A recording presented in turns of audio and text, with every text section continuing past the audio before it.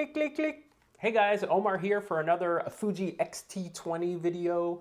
And in this video, we're gonna look at the buttons and dials on the camera and how you can customize them to make it work for you. Anything I show you in this video is things that I'm finding as I use the camera. You have to decide yourself which buttons will do what. You're gonna have to get out there and shoot first before you start messing with the buttons. I actually configured the buttons a certain way and then realized that doesn't really make sense. So I'll show you what worked, what didn't work, and how I've been using the camera so far. All this stuff is up in the air. I'm finding that I change things here and there, so that might happen as well in the future. If you're seeing this in the future. What else? Yesterday I had the pleasure of going around do some street shooting with the camera in New York. I'll make a video and show you some of the pictures from that. And it was awesome. The camera worked great, but let's get to the buttons. So here you have the back of the Fuji X-T20 camera, and if you notice, there's a lot of buttons, like here. So let's go over those rear buttons on the X-T20. First, we'll start with the diopter adjuster. This is sort of, you can adjust how your prescription works in the viewfinder. We got our delete button, we have a playback button, we also have a view mode that will change the view from the viewfinder or the LCD, or have the eye sensor be active. You have an auto exposure lock, which will lock your exposure. Duh. Your rear command dial, which spins right and left, but also pushes in and acts like a button. Your AFL, your autofocus lock. Then you also here have your quick menu, which accesses an on-screen quick menu. Selector buttons, there are 4 of them.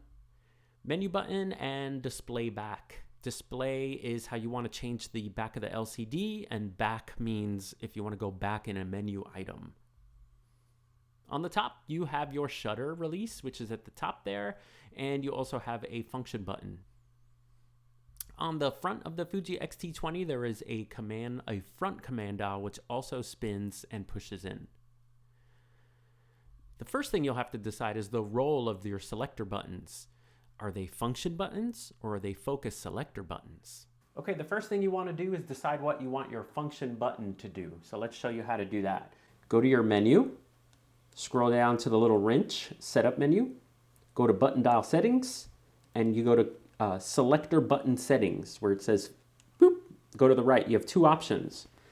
Function button means all 4 buttons have a different, you can decide what each button does, or the focus area, boop, I'll pick that to show you what that does. If you pick the function button to be focus area, then that means that the buttons act like a little sort of like toggle wheel for the auto focus point. You can move that around, okay?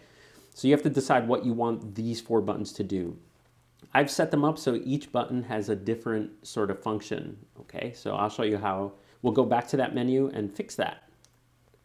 Okay, menu, boop. Oh, by the way, if you hit menu, you can actually go up and go to the wrench quicker, okay? Button dial settings, selector button, I'm gonna pick the function buttons. So now each of my buttons has a different thing that I've decided.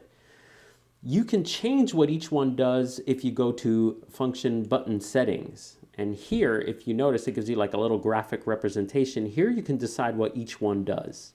Let me show you what I picked for mine.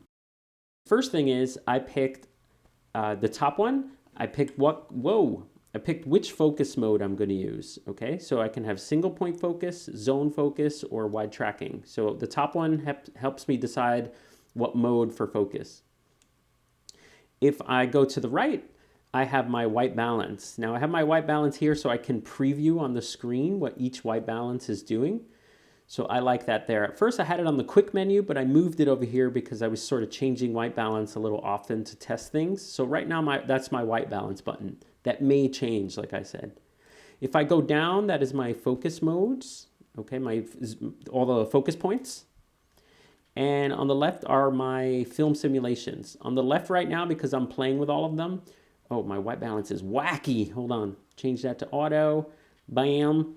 And now I can actually go and, I could change the film simulation and see it, as it happens, which is cool. Instead of before, if I go to the, I had film simulation on the quick menu, I had put it back, I took it off. But if here you change the film simulation, you can't get a preview. And the same thing with white balance. That's why I moved it to this dial so that I could see what's happening on the screen. Okay, let me show you how I set up some of the other buttons. So, as I mentioned in another video, this is my back button focus. I actually made that the back button focus. That was more for a personal preference because I came from Canon's back button focus, and that's where my thumb is sort of positioned. The AFL, like I also mentioned in another video, is my ISO. I believe ISO before in the factory defaults is one of these, but I changed it for here because one thing I was finding is I find the dials to be sort of, quote, backwards. If I want to increase on my Canon, I go to the right, and it seems like here everything is backwards. So to increase, you actually have to scroll to the left. And I was finding that a little meh. So here, what's great about this is if the camera's totally in manual, I can change my ISOs and see what the ISOs are doing live. So I made this my ISO button, and I go up and down for the ISOs, okay? If you're not seeing a change, maybe your camera is in auto, like you have the little dial set to A for shutter speed. So if you try to do it there, the camera just automatically gives you the exposure, so you won't see a change on the screen. This is your playback button. You can hit play there and play your images back, just like that. And this, of course, is your trash button. If you hit the trash, it's going to ask, what do you want to delete? A frame is a picture, so if you hit OK, it'll delete that one frame, okay? Next, if actually you hold down this little delete button for a while and then push this little rolly dial down, you can actually format your card. That's probably a better way to erase your card. The sort of long way to erase or format your card when you get it is you have to go to the user settings, and you got to go to format there. So that's kind of a little involved. But if you hold down this trash button and then push this, you can actually just format the card like that. The top function button, I've actually made my playback button. So if I'm shooting, I can actually hit that little function button and it'll play back any images, okay? Now what's cool is I don't have to come down here with my thumb. I actually made the front scroll one, or not made, but the front scroll one automatically becomes move the picture to the right. So if I'm shooting, I can hit the little function button as my play, and then this finger here can sort of go right as I'm looking through the viewfinder. I can totally just check the pictures by going like that. This is how I have my buttons set right now. This may change, of course, but if you want to follow along, right now I have my ISO button is the AFL button. I have back button focus there, focus mode, film simulation, white balance, and focus point grid. This could change even tomorrow. Let me know what your function buttons are doing in the comments if you have the camera, and give suggestions to other people so we can totally rock this camera. So there you have it. You know that now in your camera you can totally set up the buttons any way you like. You have to shoot with the camera. Go out there and shoot. And then you can decide what you want your thumbs and all that good stuff to do. Okay? Happy shooting. I hope that helps some people, and I'll see you next time.